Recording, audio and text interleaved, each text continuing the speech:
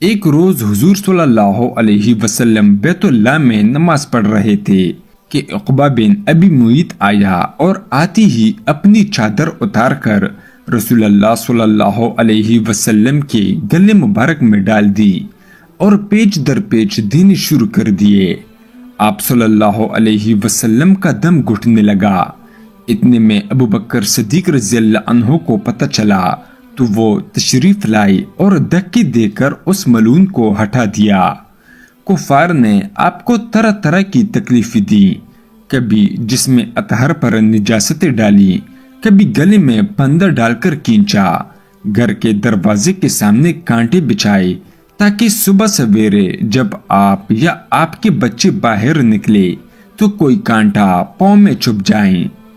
آپ کو گالیاں دیتے، قتل کے منصوبے بناتے، جس میں اطہر کو لہو لہان کرتے۔ آپ کو قید میں بھی رکھا۔ آپ صلی اللہ علیہ وسلم کے صحن میں پکی ہوئی کانے پر غلاظتیں پھینکی۔ آپ صلی اللہ علیہ وسلم کی شان میں اس قدر گستاخیاں کی کہ اللہ کی پناہ، کبھی پاگل کہہ کر پکارا اور کبھی جادوگر نعوذ باللہ، کبھی مذہب کہا اور کبھی شاعر۔ ابو لہب نے تو ایک مجلس میں یہاں تک کہہ دیا کہ محمد تیرے ہاتھ ٹوٹ جائیں، نعوذ باللہ۔ قارئین، سرور کائنات حضور محمد صلی اللہ علیہ وسلم پر کس قدر سختیاں کی گئیں صرف و صرف دین کی بنیاد پر۔ اللہ تعالیٰ کا لاکھ لاکھ درود و سلام ہو آپ پر اور ان کفار پر اللہ کی، فرشتوں کی اور تمام انسانوں کی لعنت ہو جنہوں نے آپ کو پریشان کیا۔ ایک روز قریش کے ایک اوباش نے سر بازار حضور اکرم صلی اللہ علیہ وسلم کے سر مبارک پر مٹی ڈال دی۔ آپ اسی حال میں گھر تشریف لے گئے۔ صاحبزادیوں میں سے ایک صاحبزادی آپ کا سر دھو رہی تھی اور اپنے ابا کو اس حال میں دیکھ کر رو رہی تھی۔ آپ صلی اللہ علیہ وسلم انہیں تسلی دیتے اور فرماتے کہ رو نہیں میری بیٹی، اللہ تیرے باپ کا حامی ہے۔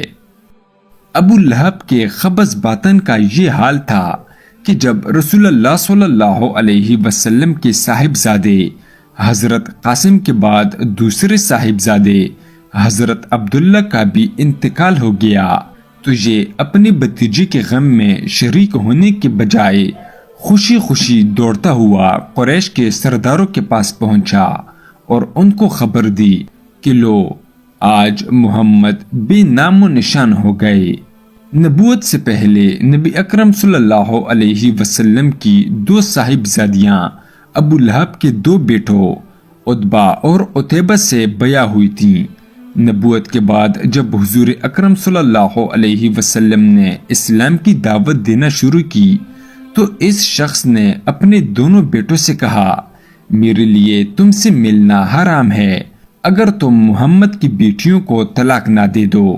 چنانچہ دونوں نے طلاق دی اور عتیبہ تو جہالت میں اس قدر آگے بڑھ گیا تھا کہ ایک روز حضور اکرم صلی اللہ علیہ وسلم کے سامنے آ کر اس نے کہا، میں تمہارا صاف انکار کرتا ہوں، اور یہ کہہ کر اس نے حضور صلی اللہ علیہ وسلم کی طرف تھوکا جو آپ پر نہیں پڑا۔ حضور صلی اللہ علیہ وسلم نے فرمایا، خدایا اس پر اپنے کتوں میں سے ایک کتے کو مسلط کر دے۔ اس کے بعد عتیبہ اپنے باپ کے ساتھ شام کے سفر پر روانہ ہو گیا۔ دوران سفر ایک ایسی جگہ قافلے نے پڑاؤ کیا جہاں مقامی لوگوں نے بتایا کہ رات درندے آتے ہیں۔ ابو لہب نے اپنے ساتھی اہل قریش سے کہا کہ میری بیٹی کی حفاظت کا کچھ انتظام کرو کیونکہ مجھے محمد کی بد دعا کا خوف ہے۔ اس پر قافلے والوں نے عتیبہ کے گرد ہر طرف اونٹ بٹھا دیے اور خود سو گئے۔ رات کو شیر آیا اور اونٹوں کے حلقے میں سے گزر کر اس نے عتیبہ کو پھاڑ ڈالا۔ ایک روز رسول اللہ صلی اللہ علیہ وسلم اور حضرت ابوبکر صدیق، حضرت عمر فاروق اور حضرت سعد بن ابی وقاص رضی اللہ عنہم اجمعین مسجد حرام میں تشریف فرماتے کہ بنی زبید کا ایک آدمی آیا اور اس نے کہا، قریش کے لوگوں، تمہارے ہاں کون تجارتی مال لانے کی ہمت کرے گا جبکہ تم باہر سے آنے والے کو لوٹ لیتے ہو؟ حضور صلی اللہ علیہ وسلم نے پوچھا، تم پر کس نے ظلم کیا ہے؟ اس نے کہا، ابو الحکیم یعنی ابو جہل نے۔ اس نے میرے 3 بہترین اونٹ خریدنے کی خواہش ظاہر کی اور ان کی قیمت بہت کم لگائی۔ اب اس کے مقابلے میں کوئی شخص ان اونٹوں کو اس کی لگائی ہوئی قیمت سے زیادہ پر خریدنے کے لیے تیار نہیں ہے، اور اگر اس قیمت پر فروخت کر دوں تو نقصان اٹھاؤں گا۔ حضور صلی اللہ علیہ وسلم نے اس سے 3 اونٹ خرید لیے۔ ابو جہل دور بیٹھا ہوا خاموشی سے ماجرا دیکھ رہا تھا۔ حضور صلی اللہ علیہ وسلم اس کے پاس تشریف لے گئے اور فرمایا، خبردار، جو تم نے پھر کسی کے ساتھ ایسی حرکت کی جو اس غریب بدو کے ساتھ کی ہے، ورنہ میں بری طرح پیش آؤں گا۔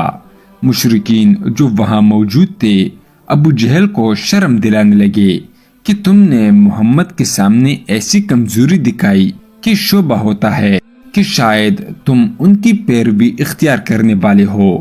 اس نے کہا، باخدا میں ان کی کبھی پیروی نہ کروں، مگر میں نے دیکھا کہ ان کی دائیں اور بائیں کچھ نیزہ بردار کڑے ہیں، اور میں ڈرا کہ میں نے محمد کے حکم کی ذرا سرتابی کی تو وہ مجھ پر ٹوٹ پڑیں گے۔